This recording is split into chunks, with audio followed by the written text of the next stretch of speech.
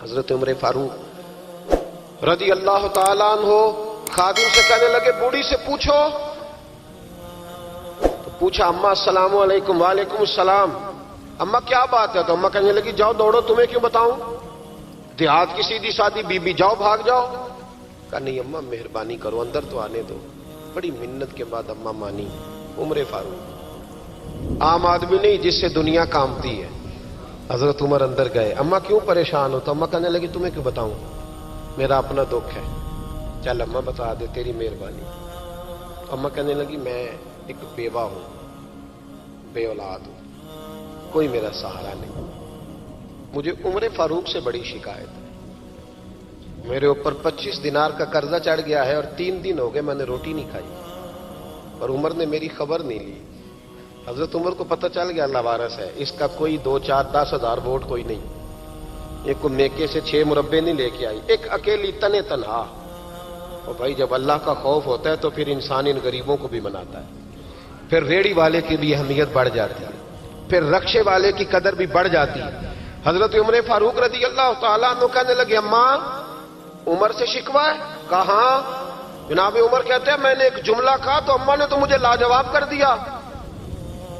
میں نے کہا اماں عمر کو کیا پتا کہ تو بھوکی ہے اور مقروض ہے, اسے کیا خبر؟ تو اماں کہنے لگی کیا کہا تم نے؟ عمر کو خبر نہیں, اسے پتا نہیں. تو عمر سے کہو نا چھوڑ دے حکومت, اس کے حوالے کرے جو خبر رکھ سکتا ہے. کیوں بیٹھا ہے پھر؟ ہمارے حکمران کہتے ہیں ابھی میں صدمے میں ہوں, نکلوں گا تو بات کروں گا. نہ ادھر ادھر کی تو بات کر, یہ بتا کہ قافلہ کیوں لٹا. مجھے رہزنوں سے غرض نہیں, تیری رہبری کا سوال ہے. ہاں تجھے جواب دینا پڑے گا. حضرت سیدنا عمر فاروق رضی اللہ تعالیٰ عنہ سے اماں کہنے لگی نہیں خبر رکھ سکتا تو حکومت کیوں کرتا ہے, چھوڑتا کیوں نہیں؟ تو حضرت عمر کہتے ہیں میں کانپنے لگا. دوڑے گئے جناب عمر. میں نے کہا اس اماں کا 6000 ووٹ نہیں کہ اس کی قدر کی جائے. یہ اماں کوئی بہت آکسفورڈ یونیورسٹی کی ڈگری ہولڈر نہیں کہ اس کی بات مانی جائے. کہ لاوارث اور بیوہ بی بی. عمر دوڑے گئے, گھر سے اناج کا تھیلا کندھے پہ رکھا, 25 دینار بھی لیے, پکا پکایا کھانا بھی لیا. خادم کہنے لگا حضور مجھے دے دے میں اٹھا لیتا ہوں. تو حضرت عمر فرمانے لگے چل وعدہ کر قیامت کے دن بھی میرا بوجھ اٹھائے گا. کہنے لگا جی نہیں وہاں نہیں اٹھا سکتا. فرمایا پھر آج بھی نہ اٹھا, مجھے ہی اٹھانے دے, یہ میرا بوجھ ہے تو مجھے ہی. اماں کے سامنے 25 دینار بھی رکھے. پھر اماں کو حضرت فاروق اعظم نے 2 مہینے کا راشن بھی دیا, پھر پکا پکایا کھانا بھی دیا. معمولی آدمی کی بات نہیں کر رہا, 24 لاکھ مربع میل کا حکمران. حضرت عمر مدینے میں بیٹھ کے کبھی للکار دیں تو کیسر و کسرا کی ٹانگیں کانپیں. جناب عمر فاروق رضی اللہ کھانا کھلا کے اماں چارپائی پہ تھی تو عمر نیچے بیٹھ گئے. کہنے لگے اماں چل عمر کو معاف کر دے, چل چل جانے دے, کوئی عرض نہیں, بیچارے کو پتہ نہیں چلا. تو اماں کہنے لگی تو نے پھر عمر کا ذکر چھیڑ دیا. بیٹے میرے گھاؤ بڑے گہرے ہیں, میرے زخم بڑے سخت ہیں, کلیجہ پھٹے تو تجھے دکھاؤں کتنی تکلیف میں ہوں. میں تو پکا ہوا پھال ہوں, کسی وقت بھی دنیا سے چلی جاؤں گی. میں نے عمر کو معاف نہیں کرنا. جب میں قبر میں جاؤں گی نا, نبی کریم علیہ السلام آئیں گے تو میں عمر کی شکایت کروں گی. میں کہوں گی حضور اس سے پوچھئے یا رسول اللہ بیوہ اور بوڑھی کا خیال ہی نہیں کیا. تو آپ کے غلام کہتے ہیں میں نے عمر کو کبھی اتنا روتے نہیں دیکھا جتنا آج روئے. کہنے لگے اماں عمر کو میں جانتا ہوں وہ کمزور ہے, یہ شکایت نہ لگانا, وہ کمزور ہے, مقابلہ نہیں کر سکے گا, یہ شکایت نہ لگانا, چل معاف کر دے. تو اماں کہنے لگی اچھا تو مجھے کچھ اچھا لگتا ہے, جا تیری خاطر عمر کو معاف کیا, تو پیارا لگا ہے, جا معاف کیا, تیری خاطر معاف کیا, تیری خاطر عمر کو معاف کیا. حضرت عمر فاروق کہنے لگے مجھے لکھ کے دو. کون اتنے جتن کرتا ہے, کون؟ کسی سے کہنا جا اپنی اماں کو منا لے, تو کہتے ہیں نہیں میری غلطی کوئی نہیں تو مناؤں کس بات پہ, ہمیں تو 20 دلیلیں آتی ہیں. جا ابا کے پیر پکڑ لے. پتہ ہے نبی پاک علیہ السلام نے فرمایا جس کا باپ راضی ہوگا اسی کا اللہ راضی ہوگا, اور جس کا باپ ناراض ہوگا وہ سارا دن وظیفے پڑھے, اس کا اللہ راضی. یہ ابو داؤد شریف کی حدیث ہے. نا جی بڑی مہربانی, پیسے نہ لائیے گا آپ. اب بات سنیں, وہ بھی میں سمیٹنے کی طرف آ رہا ہوں, ختم کر رہا ہوں, آپ میری بات پہ توجہ رکھیں. عزیز بھائی, نبی کریم صلی اللہ تعالی علیہ وسلم نے جو اپنے غلاموں کی تربیت کی تو حضرت عمر فاروق کہنے لگے لکھ کے دو. लिख दो। तो अम्मा कहने लगी आप लिखे मैं साइन कर देती हूं, आप लिख दे मैं साइन करती हूं। हजरत उमर ने लिखा फुला बिनते फुला को उमर से शिकायत थी, फिर उन्होंने उमर को माफ कर दिया। अम्मा साइन करने ही लगी थी, साइन करने ही लगी थी कि मौला अली शेर खुदा आ गए, हजरत अब्दुल्ला इब्ने मसूद आ गए। ओहो उमर यहां बैठे हुए हो, मैं सारे मदीने में तलाश कर रहा था, यहां बैठे हो, वो कुछ लोग मिलने आए, निकलो। अम्मा ने सुना कि ये उमर थे तो अम्मा उठ के खड़ी हो गई। आय हाय उमर थे, आप उमर थे? तो जनाब उमर कहने लगे अम्मा तूने जो कहा ठीक कहा, लेकिन अपने वादे पे कायम रहा, ये जरा साइन कर दे।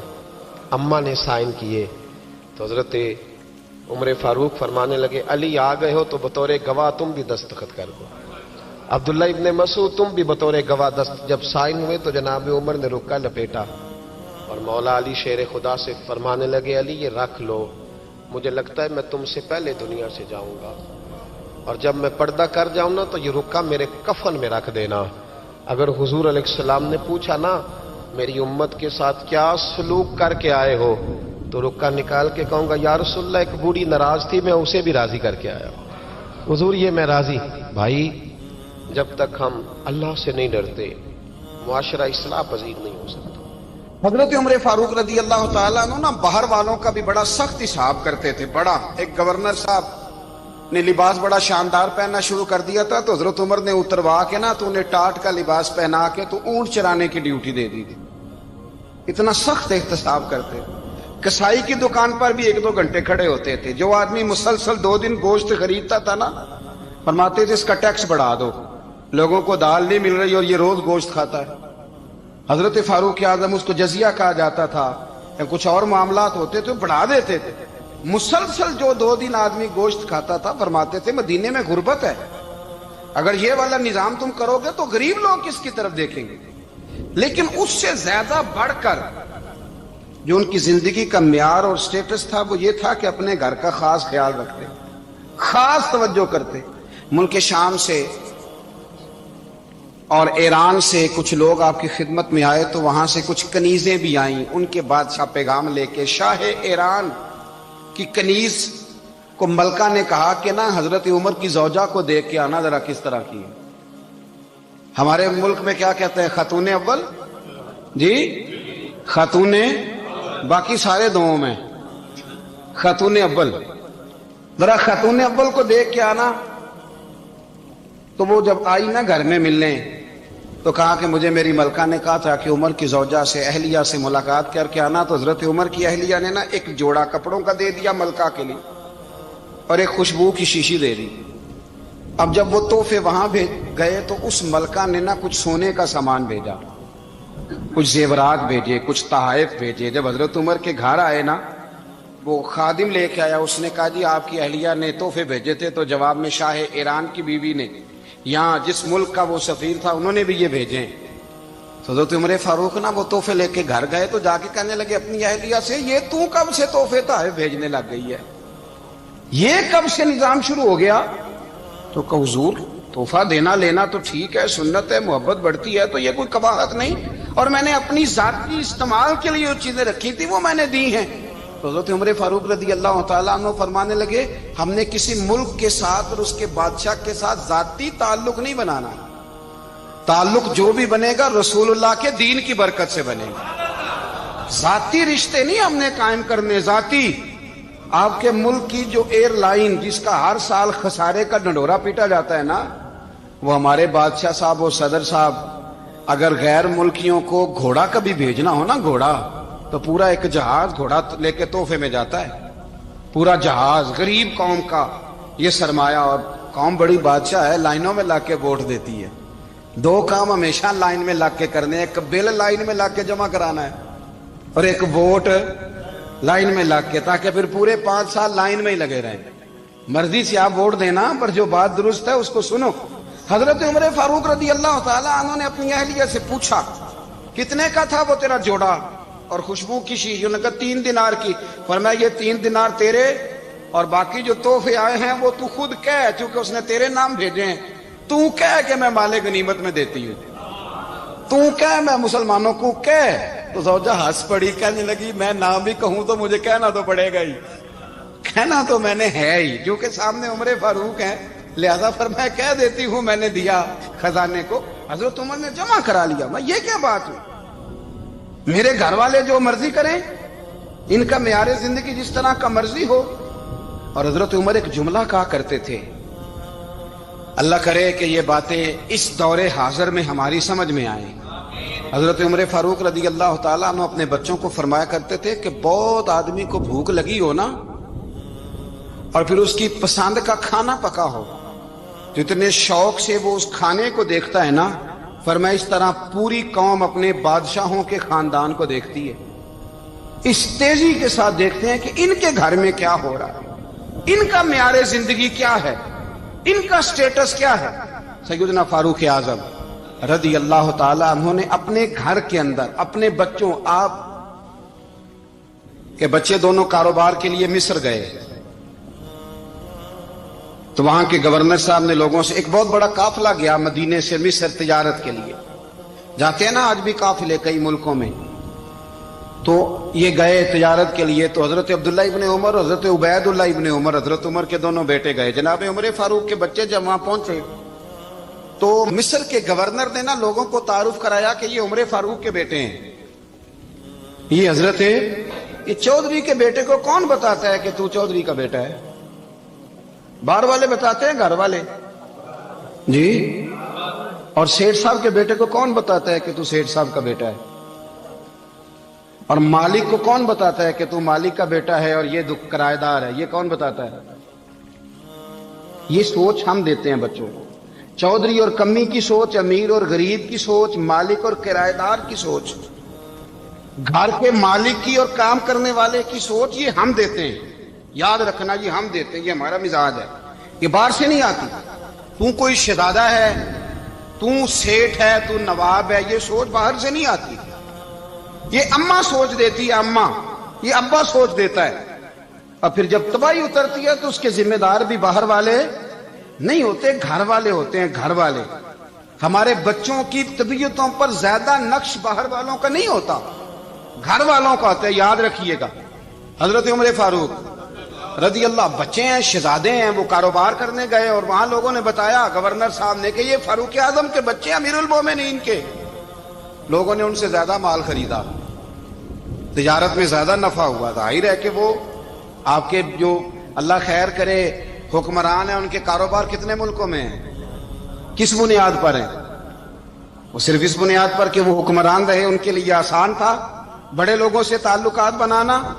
حضرت عمر فاروق رضی اللہ تعالیٰ عنہ کے بچے ڈھیروں مال کما کے جب واپس آئے نا, تو حضرت عمر سے آ کے بچوں نے بطور محبت کا, ابا جی اللہ نے بڑا ہی فضل کیا ہے, بڑا مال کمایا الحمدللہ, یہ دیکھیں کتنا نوازا ہے. تو حضرت عمر کہنے لگے سارے قافلے نے اتنا ہی کمایا ہے,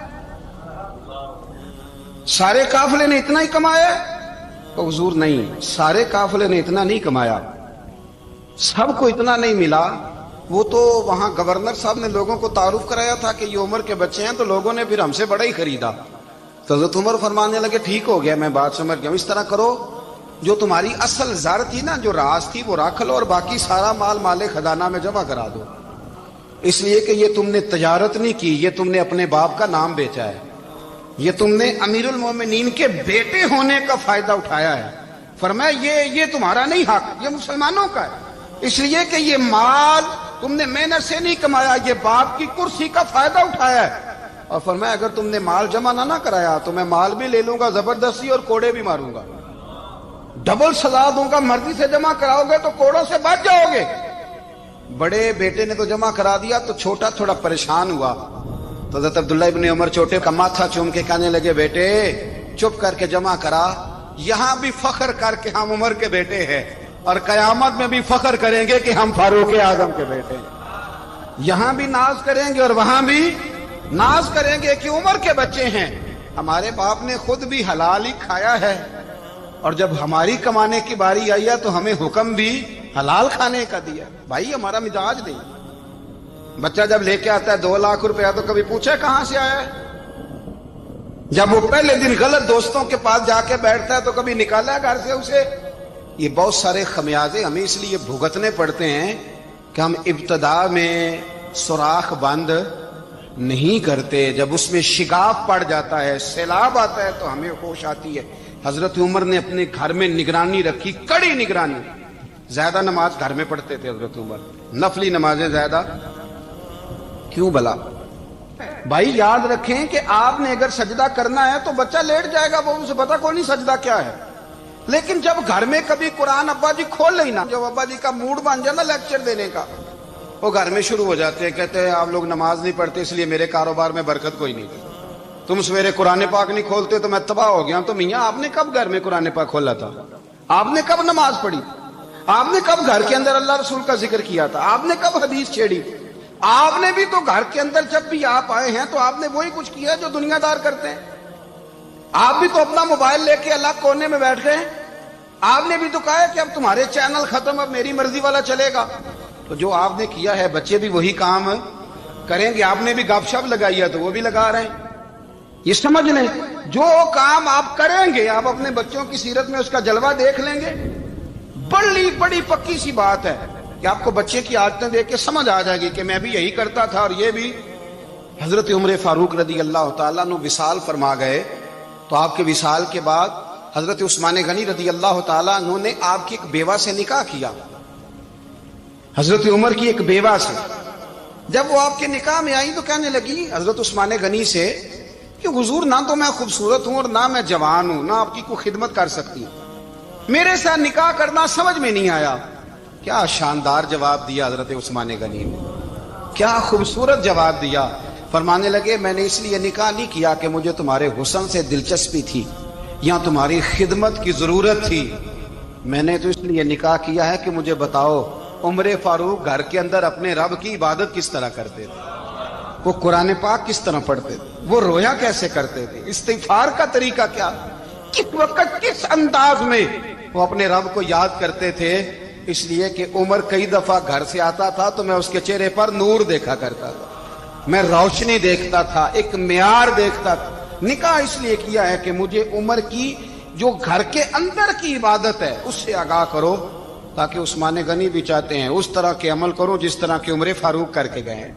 بھائی جب تک ہم اپنے گھر میں وہ توجہ نہیں دیں گے، وہ مزاج دیکھیں نا، ہمارے گھروں میں جب نقشہ پاس ہوتا ہے تو ٹی وی لان بھی اس میں ہوتا ہے، ڈرائنگ روم بھی ہوتا ہے، نماز کی جگہ بھی ہوتی ہے نقشے میں۔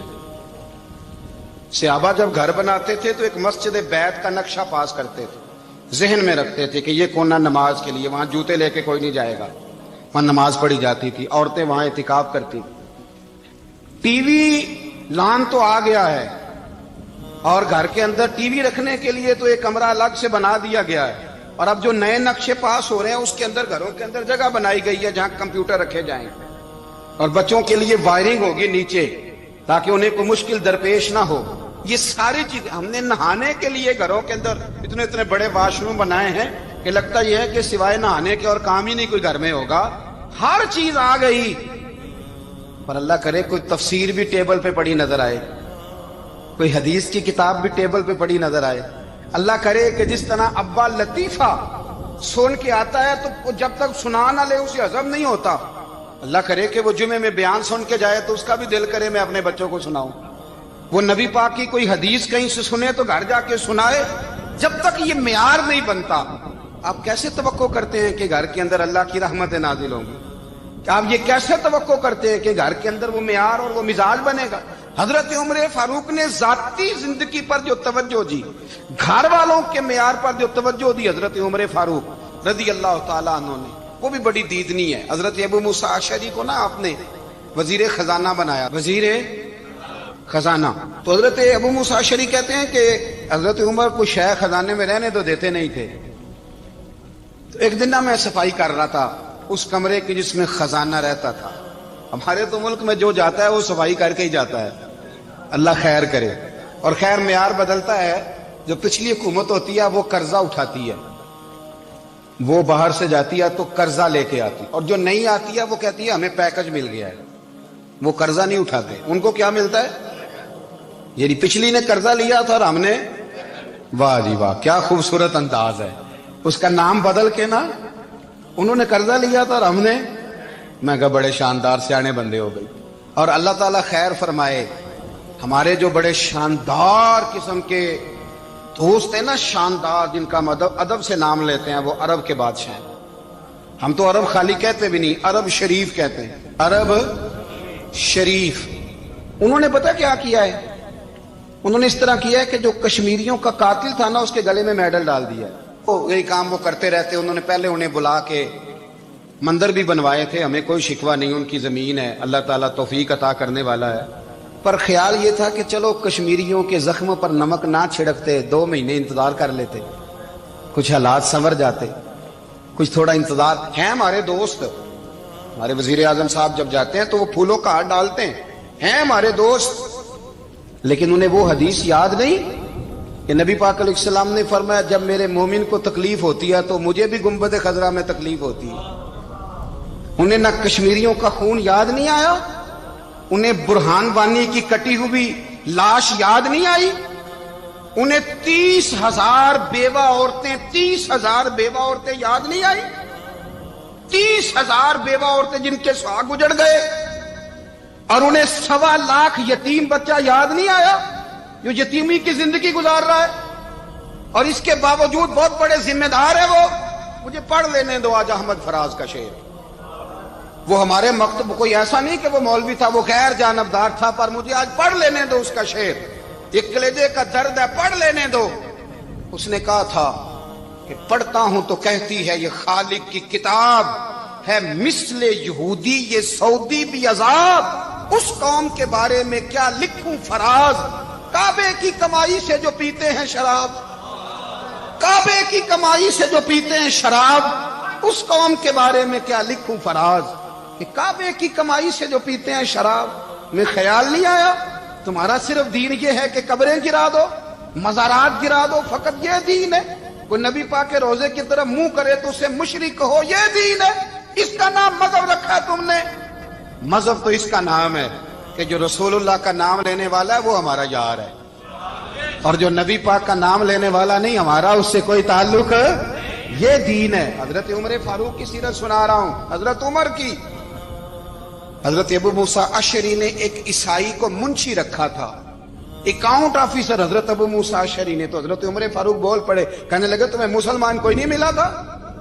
کلمہ گو نہیں تمہیں نظر آئے؟ کشمیریوں کی لاشیں نظر نہیں آتی؟ ان کا خون بہ رہا ہے، تباہی اتر رہی ہے، اور تم قاتل کو گولڈ میڈل پہنا رہے ہو؟ اور یاد رکھنا، جب مسلمانوں کی بچیاں روندی جاتی ہوں نا تو پھر اسلام امن کا درس نہیں دیتا، پھر اسلام جہاد کی بات کرتا ہے، پھر اسلام جہاد کی بات کرتا ہے، جہاد کی۔ وہ قومیں غیرت مند نہیں ہوتی کہ جن کے گھروں میں آگ لگی ہو اور وہ غیروں کو ہار پہناتی پھرے۔ اللہ کا کچھ خوف کرو، زندگی مختصر ہے، دبئی میں کتنے رہے اور کتنے چلے گئے، خدا را کچھ خدا۔ تم سے اچھے تو وہ نیو یارک کے رائٹر ہیں جو کم از کم اپنے کالموں میں کشمیر کی بات کرتے ہیں، تم سے اچھا برطانیہ کا وہ شخص ہے جو کم از کم BBC لندن پہ رپورٹ جاری کرتا ہے تو کہتا ہے کشمیر پہ ظلم ہو رہا ہے، تم سے تو وہ اچھے رہ گئے۔ تم نے بات کرنا تو دور کی بات، تم نے دشمنوں کے گلے میں ہار پہنانے شروع کر دیے۔ کل جب پوچھیں گے بلا کے تم کو اپنے سامنے، کیا جواب جرم دو گے تم خدا کے سامنے؟ بڑی تکلیف ہوئی، بڑی تکلیف ہوئی۔ وہ نا منصور حلاج کو پھانسی دی جا رہی تھی، تو حضرت جنید بغدادی بھی آ کے دیکھنے لگے، تو منصور حلاج کہنے لگے بابا سارا زمانہ دیکھے پر تو نہ دیکھ، سارا زمانہ تماشا دیکھے انہیں تو پتہ کوئی نہیں نا، تو نہ دیکھ۔ عرب شریف والو، ٹرمپ اسے انعام دیتا تو تکلیف کوئی نہیں تھی، ملکہ وکٹوریا اسے انعام دیتی تو تکلیف کوئی نہیں تھی، پر تم تو نہ ایسا کرتے، تم تو اپنے تھے، تم تو کلمہ گو تھے، تم تو یہ ظلم نہ کرتے، تم تو یہ حرکت نہ کرتے۔ میں کہتا ہوں ٹھہر ہی جاتے، جانا نہیں دنیا سے، اللہ کے حضور حاضر نہیں ہونا۔ جب رسول اللہ قبر میں آئیں گے تو کیا جواب دو گے؟ خدا را، حضور نے فرمایا تھا گناہ روک نہیں سکتے تو دل میں ہی برا جان لو، ذالک اضعف الایمان، یہ کمزور ایمان ہے، کم از کم اتنی حد تک تو آ جاؤ، دشمن سے گلے تو نہ ملو۔ خدا را سمجھیں، ہمارا پہلا تعارف یہ ہے کہ ہم رسول اللہ کے غلام ہیں۔ اقبال نے کہا تھا وطن کا بت نہ بنانا، وطن کو بت نہ بنانا۔ اقبال کہنے لگے ان تازہ خداؤں میں بڑا سب سے وطن ہے، جو پیرہن اس کا ہے وہ مذہب کا کفن ہے، اس لیے کہ بازو تیرا توحید کی قوت سے قوی ہے۔ اسلام تیرا دیس ہے، اسلام تیرا دیس ہے، کیونکہ تو مصطفی ہے، تو نبی پاک والا ہے، مصطفیٰ والا۔ اسلام تیرا دیس ہے، تو مصطفی ہے۔ امریکہ میں جو مسلمان رہتا ہے ہمارا بھائی ہے، اور پاکستان میں جو مرزائی رہتا ہے اس سے ہمارا کوئی تعلق نہیں ہے۔ حضرت عثمان غنی نے اپنے چچا کے بیٹے سے کہا تھا کہ تو کلمہ نہیں پڑھتا تو تیرا میرا رشتہ کوئی نہیں۔ بلال حبش سے آیا ہے پر میرے نبی کا غلام ہے تو سگے بھائیوں سے بھی آگے ہے۔ ہزاروں قومیں وجود میں آئیں دہر میں خشک و تر کے رشتے سے، پر ہم نے بنیاد دوستی رکھی یاد خیر البشر کے رشتے سے۔ اپنی ملت پر قیاس اقوام مغرب سے نہ کر، خاص ہے ترکیب میں قوم رسول ہاشم۔ کچھ خیال کرے، پہلا تعارف دین ہے، اگر دین نہیں تو پھر کسی وطن کی کوئی ضرورت۔ اس لیے کہ پاکستان کا تصور اقبال نے پیش کیا نا، تو اقبال کہنے لگے ان تازہ خداؤں میں بڑا سب سے وطن ہے جس کو تم بت بنا کے پوجتے ہو۔ ہمارا وطن تو ہمیں جان سے زیادہ پیارا ہے، پر پہلے پاکستان نہیں، پہلے اسلام، پہلے اسلام تیرا دیس ہے، تو مصطفی ہے۔ تو آمدام برسر مطلب حضرت عمر فاروق رضی اللہ تعالی عنہ، حضرت سیدنا ابو موسیٰ اشعری کہتے ہیں کہ میں نے نا صفائی کی، مال غنیمت کی میں نے صفائی کی، تو ایک دینار مجھے نا کہیں پڑا ہوا مل گیا، تو فرماتے ہمیں اجازت ہوتی تھی کہ ایک آدھ دینار ہم اپنی مرضی سے کہیں خرچ کر سکتے۔ تو حضرت عمر کے بیٹا گزر رہا تھا، تو حضرت ابو موسیٰ اشعری کہتے ہیں میں نے صفائی کی تو ایک دینار نکلا، تو میں نے وہ ایک دینار نا حضرت عمر کے بیٹے کو دے دیا۔ میں نے کہا لو بیٹا اپنے چچا کی طرف سے تحفہ۔ تو گھر جا کے انہوں نے حضرت عمر کو بتایا کہ چچا نے پیسے دیے ہیں، چھوٹے بچے تھے۔ حضرت عمر نے حضرت ابو موسیٰ اشعری کو بلا لیا اور بلا کے فرمانے لگے میں تو تمہیں اپنا دوست جانتا تھا اور تو نے میری اولاد کو ہی دنیا دار بنانا شروع کر دیا، میرے بچوں کو ہی تم نے دنیا دار پیسوں پہ لگانا شروع کر دیا، میں تو تمہیں یار سمجھتا تھا۔ فرمایا تمہیں چاہیے تھا میرے بیٹے کو نصیحت کرتے کہ بیٹا پیسوں سے رب راضی نہیں ہوتا، اس کی رضا والے کام کیے جائیں تو رب راضی ہوتا ہے۔ اور فرمایا تمہیں کوئی اور گھر نہیں ملا تھا تباہ کرنے کے لیے، میرا ہی گھر ملا تھا، اٹھاؤ اپنا دینار اور خبردار آج کے بعد میرے بچوں کے ساتھ یہ والی نیکی نہ کرنا۔ اور ہمارا کیا سٹیٹس ہے، دوستی ہے یہ اس سے جو تحفے زیادہ دے، جو بچوں کو خراب کرنے میں مدد زیادہ کرے اس کے ساتھ یہ رہنا۔ حضرت عمر نے گھر پہ اور سب سے بڑھ کر اپنی ذات پہ توجہ کی۔ حضرت ابو مالک رضی اللہ تعالیٰ عنہ کہتے ہیں میں عمر کے پیچھے پیچھے ایک باغ میں گیا، اکثر اس باغ میں جایا کرتے تھے، اور عمر جا کے نا تو درخت کے نیچے بیٹھ گئے اور فرمانے لگے او امیر المومنین اللہ سے ڈر جا، ورنہ جس رب نے حکومت دی ہے وہ عذاب بھی بڑا دے گا، ڈر جا رب سے۔ کبھی ساری زندگی حضرت عمر نے اپنا کوئی تعارف نہیں کرایا، کبھی نہیں۔ ایک بندے نے آپ کے سامنے تعریف کر دی آپ کی تو فرمانے لگے تو خود بھی ہلاک ہوا اور مجھے بھی ہلاک کر دیا، کیا ضرورت پڑی ہے میری تعریفیں کرنے کی، اتنی دیر میری تعریف میں لگائی، اللہ کا ذکر کرتا رب تجھے ثواب دیتا، حضور پہ درود پڑھتا تو رب تیرے اوپر رحمتیں نازل کرتا، کس چکر میں ہے؟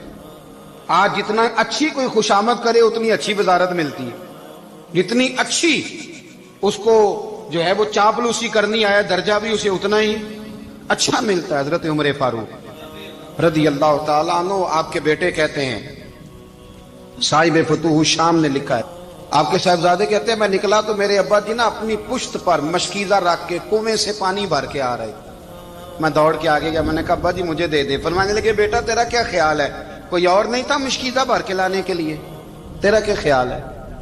کہا ابا جی بڑے لوگ تھے پر آپ کیوں اٹھا رہے ہیں؟ فرمانے لگے نفس نا ذرا میرا بڑا ہو گیا تھا، اسے ذرا ذلیل کر رہا ہوں، ذرا اپنا محاسبہ کر رہا ہوں، یہ مجھے کہہ رہا تھا تو بڑی چیز ہے، تو میں نا ابھی مشکیزہ گھر رکھ کے آؤں گا، پھر تیری ماں نے مجھے کہا ہے کہ گھر میں لکڑیاں کوئی نہیں جلانے کے لیے، پھر میں جنگل سے لکڑیاں کاٹ کے لاؤں گا، اب میں امیر المومنین بن کے نا تو میرا نفس تھوڑا بڑا ہو گیا۔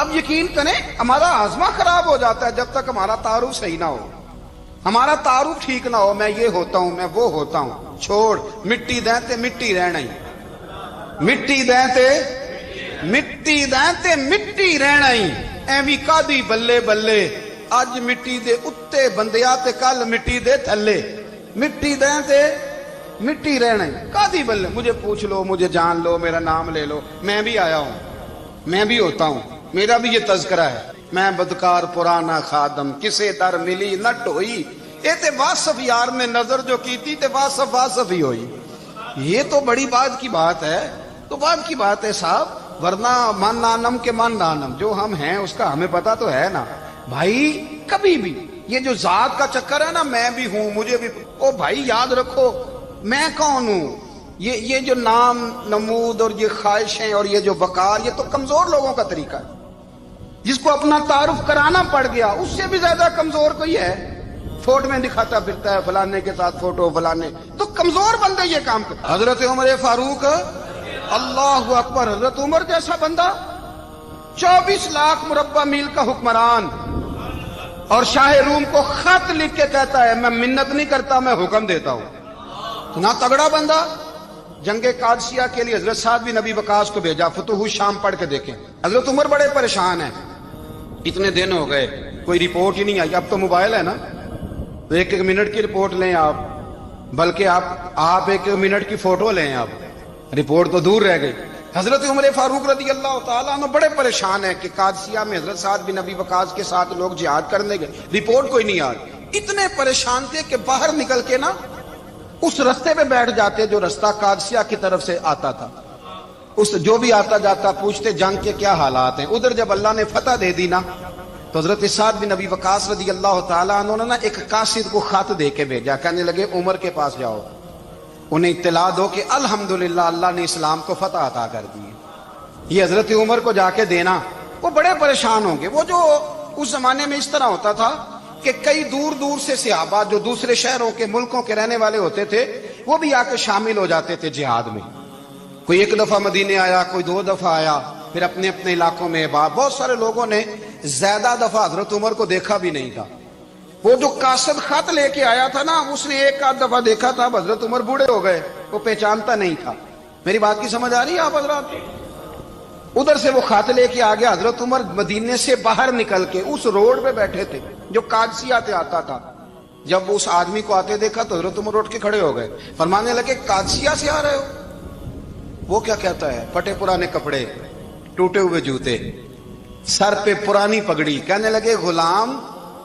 مدینے کے رہنے والے ہو حضرت عمر کہنے لگے ہاں مدینے کا ہوں کہا میں قادسیہ سے آیا ہوں الحمدللہ اللہ نے اسلام کو فتح دے دی ہے الحمدللہ کفر کی کمر ٹوٹ گئی ہے اس نے یہ بات کر کے تو گھوڑے کو ایڑی لگائی گھوڑا دوڑنے لگا مدینے کے حضرت عمر بھی ساتھ ساتھ دوڑ رہے ہیں فرمانے لگے اچھا بتاؤ خالد بن ولید کا کیا حال ہے تھوڑا آگے جا کے فرمانے لگے اسامہ بن زید کیسے ہے وہ کہتے ہیں ٹھیک ہے پھر اس نے اور گھوڑا عمر ساتھ ساتھ دوڑ رہے ہیں ساتھ ساتھ 24 لاکھ مربع میل کا حکمران ایک جوتا پیر سے نکل گیا عمر دوڑ رہے ہیں آگے جا کے پوچھتے ہیں سعد بن ابی وقاص کا کیا حال ہے کہ حضور وہ بھی ٹھیک ہے کتنے لوگ میرے شہید ہو گئے مسلمانوں میں سے کہنے لگا صحیح گنتی کا نہیں پتا یہ لفظ ادا ہوتے ہوتے مدینے کی سرحد آ گئی لوگوں نے عمر کو گھوڑے کے ساتھ دوڑتے دیکھا تو کہا امیر المومنین کیوں دوڑ رہے ہیں وہ غلام چھلانگ لگا کے نیچے آیا قدموں میں بیٹھ گیا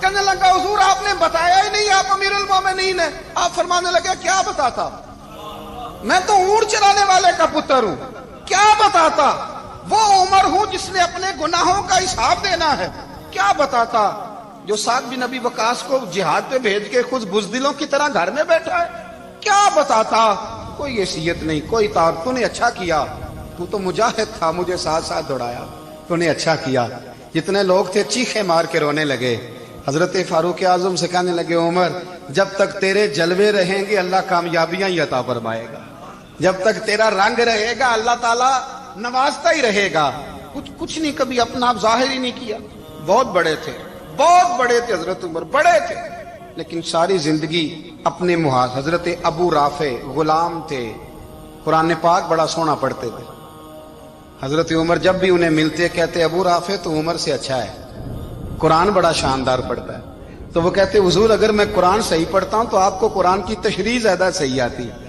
آپ بھی تو مجھ سے افضل ہیں تو آپ فرماتے نہیں پھر بھی تو مجھ سے افضل ہے کیوں اس لیے کہ تو اپنے غلام اپنے آقا کی نوکری بھی ٹھیک کرتا ہے اور رب کی عبادت بھی ٹھیک کرتا ہے اور مجھے خالص صرف عبادت کرنی ہوتی ہے وہ بھی ٹھیک نہیں کر پاتا.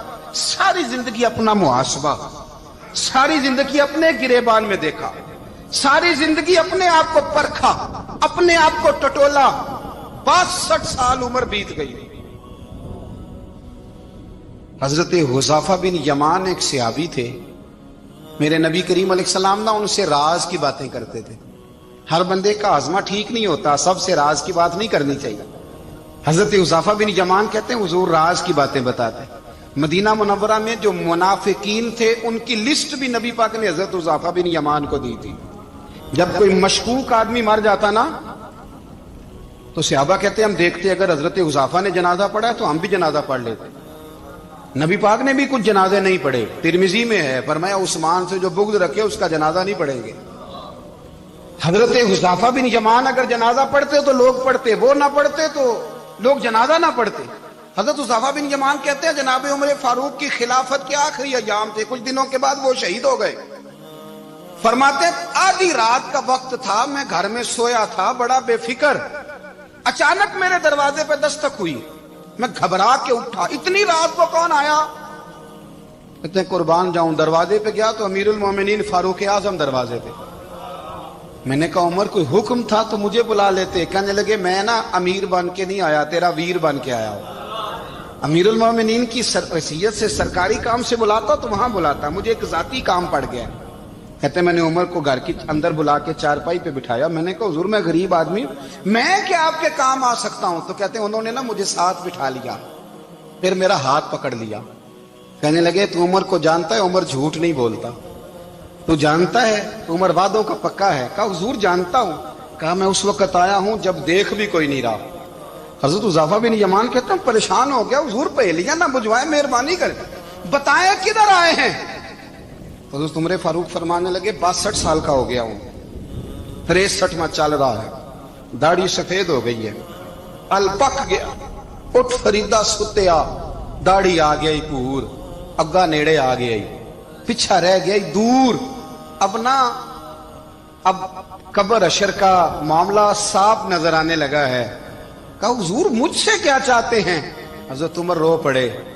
کہنے لگے آج میں عشاء کے بعد نکلا ہوں تو نبی پاک کے صحابہ مجھے نیک کہہ رہے تھے، پھر میں نے بچوں کی ماں سے اور بچوں سے بھی پوچھا ہے، وہ بھی مجھ سے راضی ہیں. پر حذیفہ تیرے ساتھ نبی پاک راز کی باتیں کرتے تھے، سچ بتا کہیں عمر کا نام منافقوں میں شامل تو نہیں؟ سچ بتا ان منافقین میں تو شامل نہیں، کہیں اوپر سے تو نہیں سارا کچھ؟ حضرت حذیفہ بن یمان کہتے ہیں میں باپ کے مرنے پہ اتنا نہیں رویا جتنا عمر کے سوال پہ رویا. میں قدموں میں بیٹھ گیا. میں نے کہا نہیں عمر یہ تو میں نے نہیں سنا، لیکن یہ میں نے نبی پاک سے ضرور سنا ہے کہ میرے بعد اگر کوئی نبی ہوتا تو عمر ابن خطاب ہوتا. یہ میں نے اپنے کانوں سے سنا ہے کہ عمر جس گلی سے گزرے شیطان رستہ بدل جاتا ہے. یہ میں نے اپنے کانوں سے سنا ہے کہ 950 سال حضرت جبریل جناب عمر کی شان بیان کریں تو پھر بھی بیان نہیں ہو سکتا. یہ میں نے ضرور سنا. دوستو ساری زندگی حضرت عمر نے اگر دوسروں کا محاسبہ کیا تو اپنا اور اپنے بچوں کا بھی کڑا خیال رکھا، اپنی ذات پر بڑی توجہ دی. جو لوگ اپنا بھول جاتے ہیں نا، ہمیں اپنی صحت کا بڑا خیال ہے لیکن اپنی روحانی زندگی کا کوئی خیال نہیں ہے، قلبی زندگی کا کوئی تصور نہیں ہے. آپ یقین کریں موٹا آدمی کمزور ہونے کے لیے جدوجہد کر رہا ہے، کمزور طاقتور ہونے کے لیے، لیکن جس کو کتنے دن بیت گئے اللہ رسول کی یاد میں رویا ہی نہیں، کتنے دن بیت گئے نہ سننے کو دل ہی نہیں چاہا، جسے مہینوں بیت گئے اور قرآن پاک کی طرف نظر ہی نہیں گئی، وہ فکر مند ہی نہیں. زندگی زندہ دلی کا نام ہے، مردہ دل کیا خاک جیا کرتے ہیں. بھائی حضرت عمر کی زندگی دور حاضر میں ہمیں یہ سبق دیتی ہے کہ کڑی نگرانی رکھو اپنے پودوں کی، کڑا خیال رکھو اپنے ذاتی باغ کا، اور یہ جو تمہارے دل کی دنیا ہے یہ تمہاری روح کی زندگی ہے، اس کا محاسبہ کرتے رہو. نبی کریم علیہ السلام نے فرمایا اپنا حساب خود کر لو قبل اس کے کہ تمہارا حساب کیا جائے. اپنا حساب بولیے، اپنا حساب. ہم ساری دنیا کا حساب کرتے پھرتے ہیں، کوئی کہاں سے کماتا ہے کہاں کھاتا ہے، پر اپنا حساب حضور نے فرمایا حساب کر لو قبل اس سے کہ تمہارا حساب مولا علی فرماتے ہیں نماز پڑھ لو قبل اس کے کہ تمہاری نماز پڑھی جائے، نماز پڑھ لو قبل اس کے کہ تمہاری، اپنا محاسبہ کریں، تھوڑا سا نا اوپر دائیں بائیں دیکھنے کی بجائے تھوڑی سی گردن جھکا کے نا، درویش کہتے ہیں برے بندے نو میں لبن ٹریا تے جگ تے ملیا نہ کوئی، اپنے اندر چاتی پائی تے میں تھوں برا نہ کوئی، تھوڑی سی نا تھوڑی سی اپنی طرف توجہ دیں۔ ہم نا بے چین وقت گزار رہے ہیں، بے قرار ہیں، بے سکون ہیں، سبب یہ ہے کہ ہم نے نا اپنا حساب کرنا چھوڑ